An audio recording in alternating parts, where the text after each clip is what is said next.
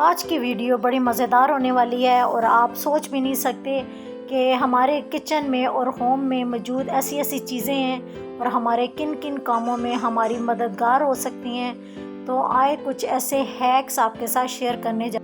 तो आज की मेरी वीडियो उन बहन भाइयों के साथ उनके शौक़ के बारे में है जिनको गार्डनिंग का बेहद शौक़ होता है और घर में ही वो अपना ये शौक़ भरपूर तरीके से पूरा करते हैं और वो चाहते हैं कि उनके पौधे भी अच्छे सेहतमंद रहें और फल फूल और अच्छे रहें। तो आज हम चलते हैं अपने पहले हैक की तरफ। आज का मेरा जो पहला हैक है वो है, जब हम पौधों को बहुत ज़्यादा एहतियात करते हैं फिर भी इनको कीड़ा बहुत जल्दी लग जाता है, जिससे पत्ते जगह जगह से सुराख हो जाते हैं और इनकी जड़ें भी ख़राब होना शुरू हो जाती हैं। तो हम इनके लिए एक बहुत ज़बरदस्त टिप लेके आए हैं और वो ये है कि आप पंसार की दुकान से नीला थोथा ले लें और इसको पीस के पाउडर की फॉर्म में कर लें और इसको पानी में डिज़ोल्व करके अपने पौधों की जड़ों में डाल दें।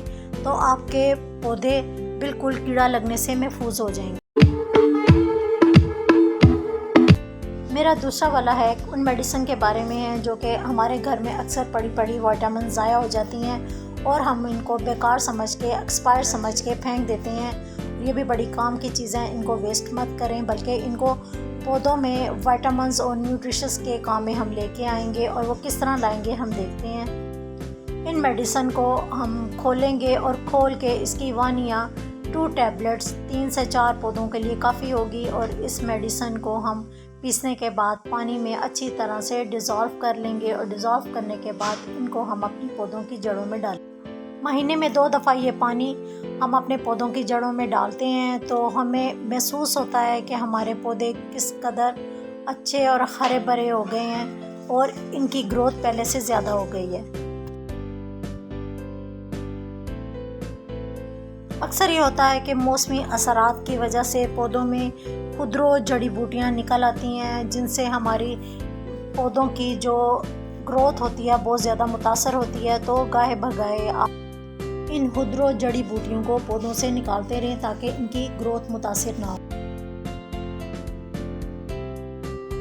पौधों को ना सिर्फ खुराक पानी के अलावा इनको हवा की भी बहुत ज़्यादा ज़रूरत होती है और इसकी जड़ों को भी हर वक्त सेहतमंद रहना चाहिए। तो इसके लिए आप रंबा ले लें और उसके साथ मिट्टी को नरम करते रहें और महीने में तकरीबन 1 दफ़ा ये गोडी पौधों को ज़रूर करें ताकि हवा यहाँ तक पहुँच सके और जड़ें इसकी सेहतमंद रहें। इंडोर में रखे हुए जो हमारे मनी प्लांट्स होते हैं उनकी बेहतरीन और अच्छी निगहदाश्त और इनको एनर्जी देने के लिए घर में जो हम चने की दाल का पानी होता है भिगोते हुए वो हम ज़ाया ना करें। तो इस पानी को हम अपनी मनी प्लांट्स की जड़ों में डालें तो ये बहुत ज़्यादा अच्छी निगहदाश्त और एनर्जी के साथ फैलते और फूलते हैं।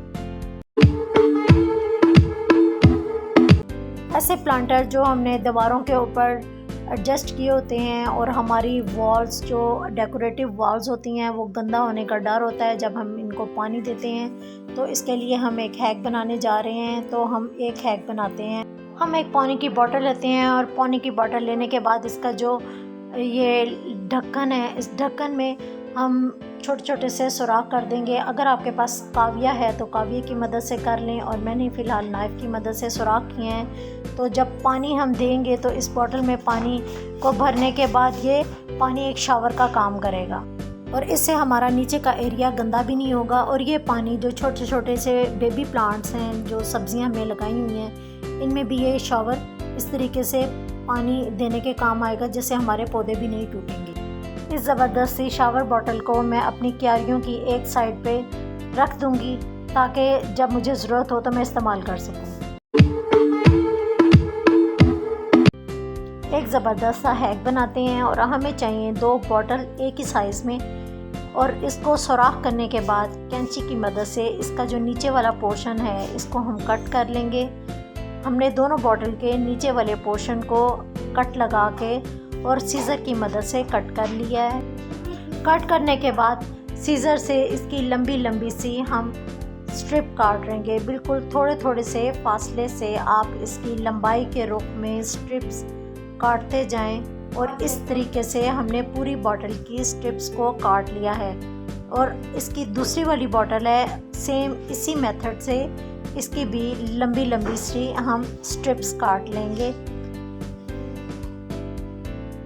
अब एक बॉटल के जो ऊपर वाला हिस्सा है इसको गरम नाइफ़ की मदद से हम कट कर देंगे, क्योंकि ये हिस्सा थोड़ा टाइट होता है तो सीज़र की मदद से ये काटा नहीं जाएगा, तो इसलिए हमने इसको गरम नाइफ़ की मदद से कट कर दिया है। अब जिस हिस्से को हमने काटा था वो वाला हिस्सा जो पहले वाली बॉटल है उसके अंदर रखने के बाद इसको हल्का सा हम प्रेस करके दबा देंगे। जब इसको हम प्रेस करेंगे तो इसकी दोनों साइड पे लूप से नज़र आएंगे और उन लूप्स में हमने गरम तार की मदद से सुराख कर देंगे। सुराख करने के बाद एक और तार के छोटे छोटे से हम पीस लेंगे और इन लूप से गुजारते हुए प्लास की मदद से इनको हम ट्विस्ट कर देंगे और दूसरी साइड से भी इसी तरह ही प्लास की मदद से इसको ट्विस्ट कर देंगे।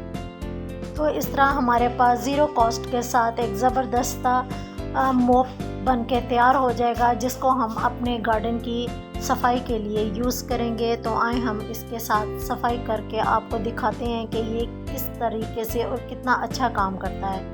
ये मोप हमारे गार्डन में बिखरे हुए पत्ते जो कि कटिंग के दौरान फैल चुके थे और उनको इकट्ठा करने के लिए बहुत ज़्यादा आसान है और हमें झुकना भी नहीं पड़ता और हमारा पूरा गंद आसानी के साथ इकट्ठा हो जाता है और बाद में हम इसको फेंक देंगे।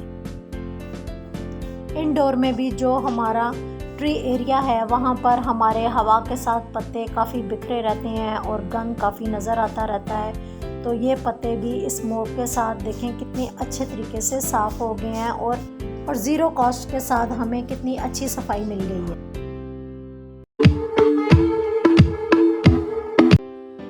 रोज़मर्रा खाने पकाने की रूटीन में हमारे अंडे के छिलके और प्याज़ों के छिलके ये ज़ाया हो जाते हैं और ये भी बड़ी काम की चीज़ है। ये बड़ा अच्छा फर्टिलाइज़र है पौधों के लिए। तो हम इनको ग्राइंड करके इसको बारीक फॉर्म में कर लेंगे और बारीक ये पत्ते अपने पौधों में डालेंगे, जिससे हमारे पौधों को कैल्शियम और सल्फ़र की बड़ी अच्छी मिकदार मिल जाएगी, जिससे इनकी ग्रोथ में बड़ी अच्छी मदद मिलेगी। पौधों की अच्छी ग्रोथ और निगहदाश्त के बाद इनकी खूबसूरती का भी हमें भरपूर ख्याल रखना पड़ता है। तो हम इसके लिए ये पत्थर हैं जो अक्सर हमारे गार्डन में भी बड़े अच्छे लगते हैं, तो हमने इनको बड़े अच्छे तरीके से छोटे छोटे और ब्लैक पत्थरों को अरेंज कर दिया हुआ है। इस तरीके से आप अपने प्लांट्स को छोटे छोटे गमलों में उस तरह का ही पेंट करके आप अरेंज कर सकते हैं। और मिट्टी के पॉट्स ऐसे होते हैं जिनको हम वेस्ट कर देते हैं, उनको आप अरेंज करके अपने गार्डन की खूबसूरती में इजाफ़ा कर सकते हैं। कुछ मटकियाँ ऐसी होती हैं जो कि हमें समझ नहीं आती कि हम इनको कैसे इस्तेमाल करें और बेकार पड़ी रहती हैं, और इन मटकियों को भी आप अपने गार्डन में छोटे छोटे पिलर के पीस लेकर इस तरीके से अरेंज कर देते हैं और ये एक बड़ा अच्छा आइडिया है आपके गार्डन की अरेंजमेंट का। तो आपको मेरा चैनल पसंद आया है तो प्लीज़ मेरे चैनल को लाइक शेयर और सब्सक्राइब कीजिएगा और दुआ में ज़रूर याद रखिएगा। अल्लाह हाफिज़।